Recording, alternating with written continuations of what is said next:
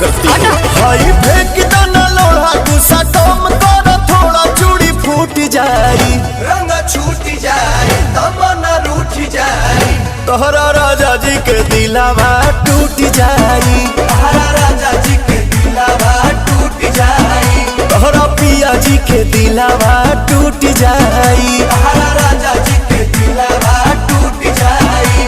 हमारा बाबू नहीं बाबू नहीं बाबू नहीं